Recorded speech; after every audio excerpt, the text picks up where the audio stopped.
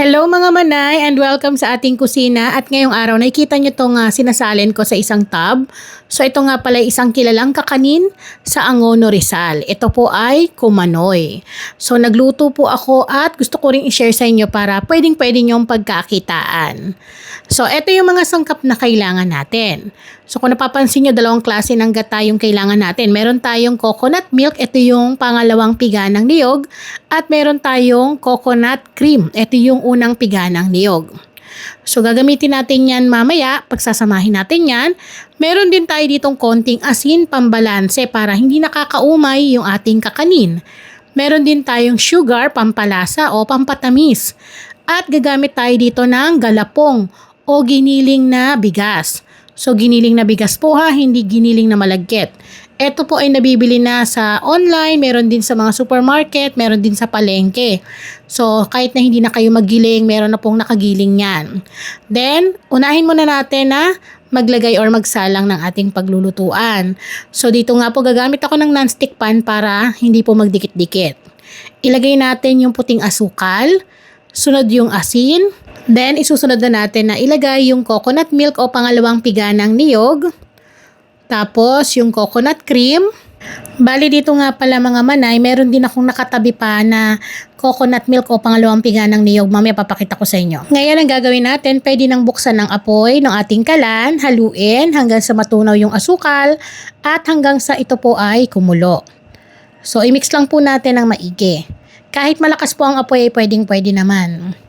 So habang hinahalo natin to, teka lang, i-ready muna natin yung galapong natin na sinabi ko sa inyo kanina na maglalagay din tayo ng coconut milk o pangalawang piga ng niyog. So etong galapong po o giniling na bigas, kailangan natin tong tunawin sa coconut milk o pangalawang piga ng niyog. Gaya ng sinabi ko, pwede rin naman po sa tubig kung nagtitipid kayo. So bali dito, nilipat ko sa isang malaking lagayan yung ating giniling na bigas.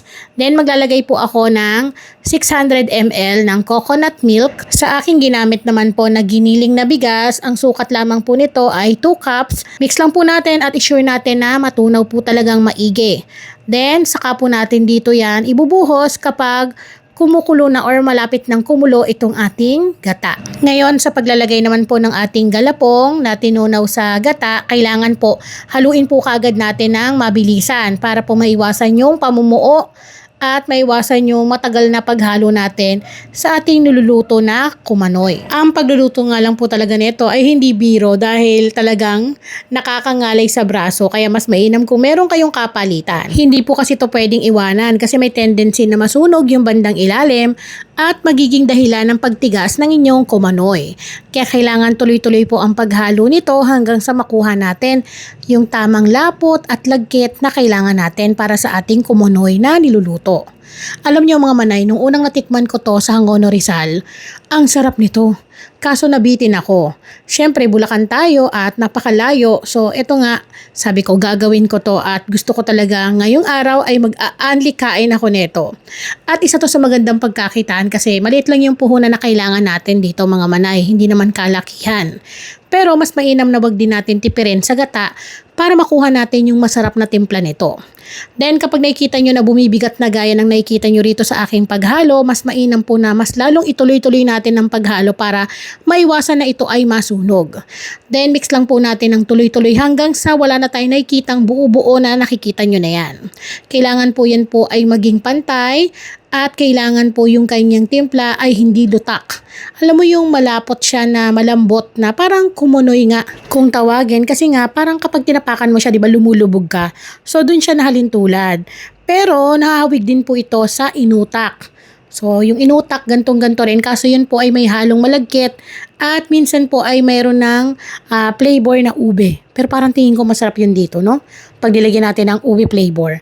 Pero ngayon, gawin muna natin yung parang original nila or classic na kumanoy na kung tawagin. So, eto nga po mga manay, makalipas po ang ilang minuto na aking paghahalo dito at medyo talagang nakakangalay na sa braso, kailangan ganito yung magiging itsura niya. Pansinin nyo, yung smooth na po yung kanyang texture at tikman nyo rin po kapag nalasahan po ninyo na malambot na po at malinamnam na, meaning luto na yung ating galapong. Pero kapag meron pang magaspang pa kayong nalalasahan, hilaw pa po yun. So kailangan pa ng luto.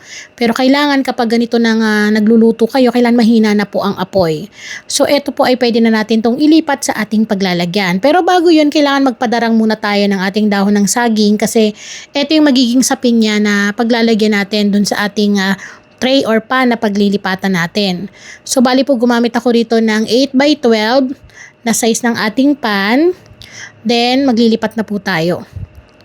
So ang texture po nito kung makita nyo, malambot po talaga. Kaya nga siya tinawag na kumanoy, nakakanin. Sa mga hindi pa po nakapag-try nito, kapag nagawi po kayo sa may part ng Hangono Rizal, tikman nyo po ito. Masasabi ko sa inyo na kahit kayo magugustuhan nyo kasi kakaiba ang creamy niya tapos yung lasa nung gata, lasang-lasa. So next naman natin yung pagluluto ng minatamis na latik sa ibabaw. Nagtunaw tayo ng puting asukal, kailangan katamtaman lang, huwag pong susunugin, kailangan light lang yung pagkakatunaw niya, gaya nito. Kapag okay na, dahan-dahan po natin ibuhos yung unang piga ng niyog or coconut cream.